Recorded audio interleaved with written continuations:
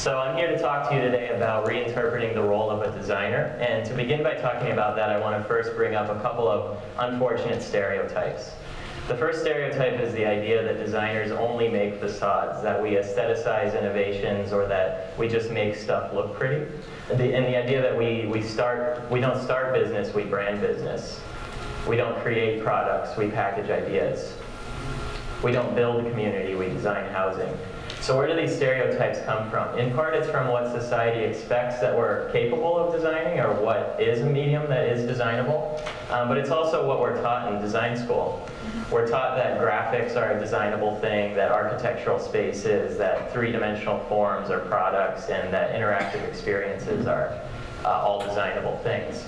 But I would argue that the current landscape of the design industry at large has kind of proven that we can make facades, but we can also make a lot of other stuff. We can brand business, but we can also start business. We can package ideas, but we can also create products.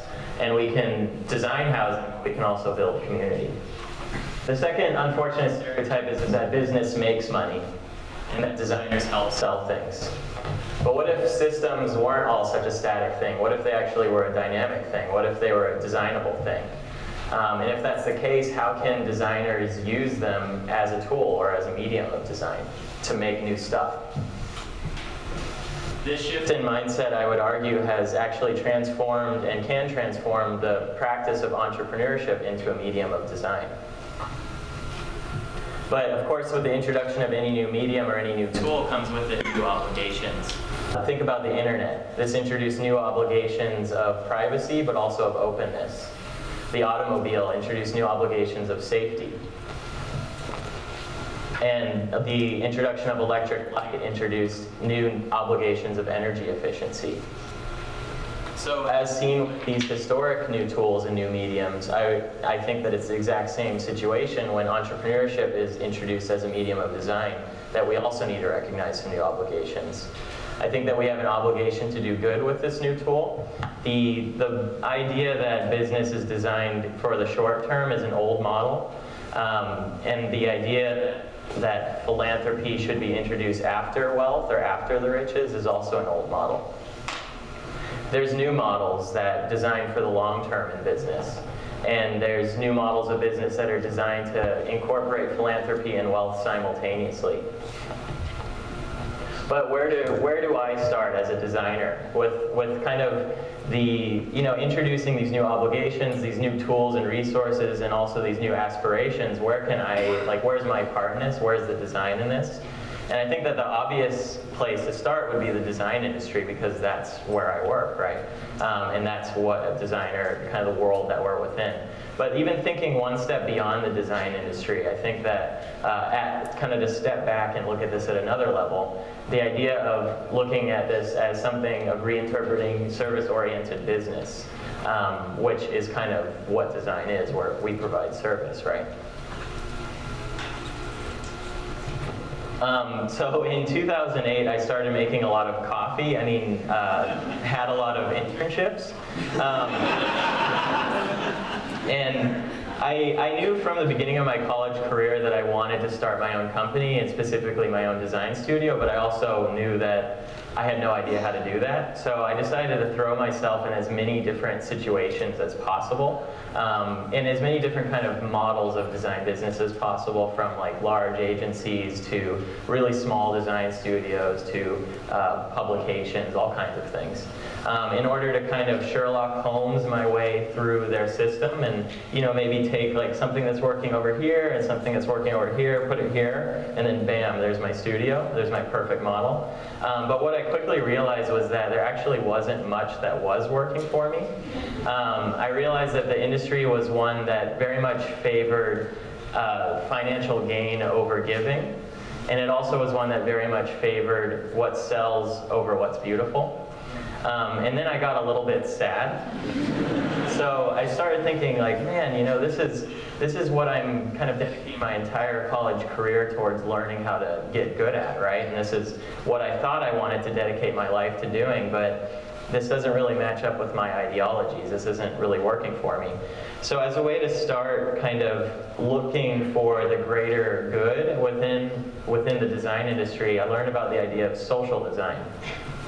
But then I quickly realized that the social in social design actually isn't so social. And what do I mean by this? There's a lot of design firms or companies in general that claim to have social missions and that work towards great causes and that work with nonprofits, but they're charging for the work. And I have this position that charging a nonprofit for any output of a service-oriented business is actually one of the largest moral dilemmas of our time in the business industry.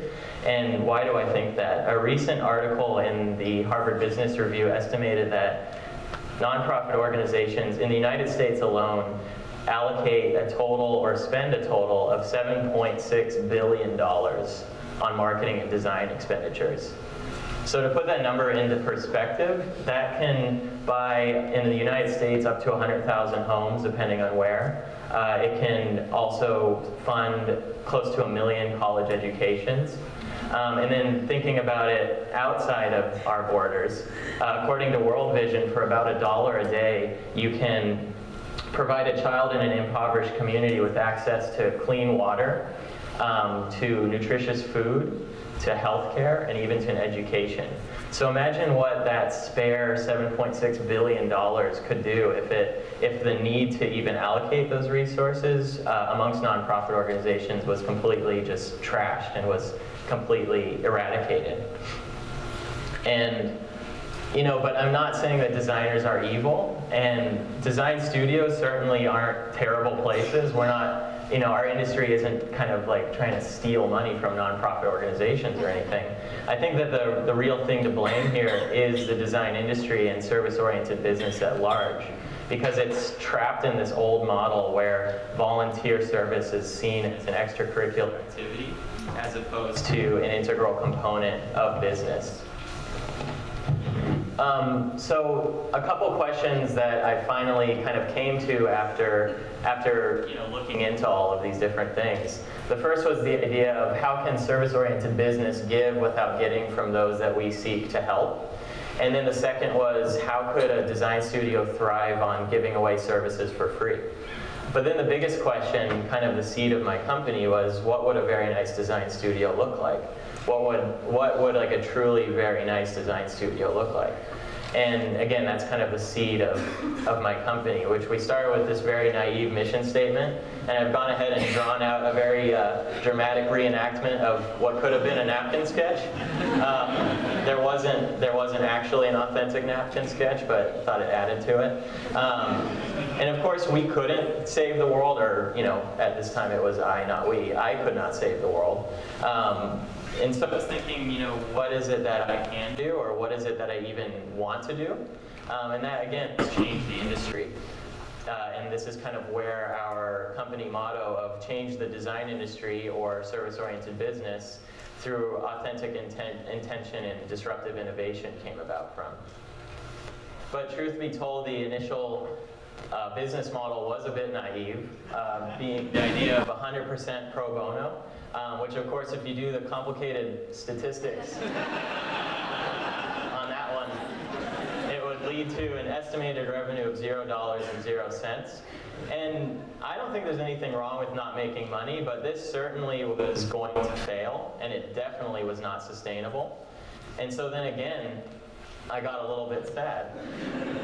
And I started thinking like, man, I finally kind of conceptualized in my head what my ideal studio would be. And I finally kind of laid it out on the line how this model would work, right? But then it clearly was a disaster, or was going to be a disaster. So instead of giving up entirely, I decided to take a look at business in general, and kind of lay out what kind of models exist. You have on the left the for-profit corporation, which is the clothes we wear, the food we eat, most business in general. And I knew I didn't want to be this because this is what the design industry already was. And if I wanted to change it, I felt like I couldn't be it. And then on the other side, you have nonprofit organizations, which this didn't work out for me so well either because I knew I wanted to be sort of a company that would help nonprofits. And I felt like if I was if I had to kind of seek help to help and then seek help to help, I would enter this vicious and eternal cycle of always needing help to help other people. And I was more interested in being able to kind of sustain myself with my efforts. And that's when I learned about this place in the middle, the social business, or social entrepreneurship, which is the idea that you are a for-profit corporation, but that you have more focus on giving back to a certain cause as opposed to raising capital. And this is where I decided to place a very nice design studio. So what are we? We're a full-service design enterprise that dedicates over half of our efforts towards pro bono efforts for individuals, causes, and nonprofit organizations. And luckily, we've kind of grown a lot, and we've become sort of a digital network of volunteers all over the world. We have now over 70 volunteers spanning, and we've worked in over 30 countries, spanning 6 continents. And all of this work has been able to equate to over $250,000 of pro bono services, which, you know, it's a long way away from $7.6 billion, right? But I am an optimistic guy, and I like to think that we've made a little bit of a dent. In a recent interview, I was asked to give my thoughts on the future of fundraising for nonprofits. This is kind of something that comes up often. And my answer was that I think that the future of fundraising is that fundraising will cease to exist. So why did I say this? I have a lot of faith and honest trust in the social business movement and in social entrepreneurship. And I really think, and I truly believe, that it can become the norm of all business. What's so brilliant about it is that it is self-sufficient. And firsthand, I've seen a lot of nonprofits, especially starting out, that have had to close their doors because they weren't able to get funding to do the cause that they wanted to do. And then another example, and kind of even worse, is a lot of organizations in their first 3 years won't actually even be working towards the cause that they established themselves to do. They'll actually be spending all their time writing grant proposals or seeking donations.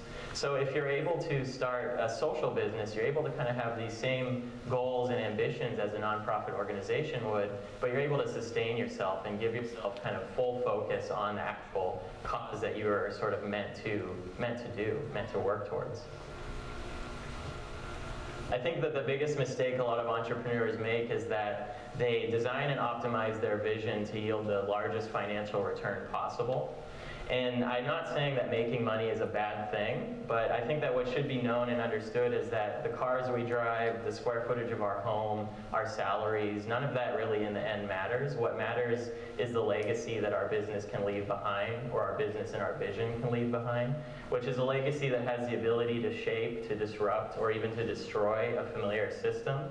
When you disrupt a familiar system, you change perspective, and you change the way that a community can define themselves in order to inspire future innovation. Just because things are the way that they are does not mean that they should remain that way. And I want to invite all of you guys to leave your mark on something and to not be afraid of neglecting what you're brought up thinking is natural. Thank you.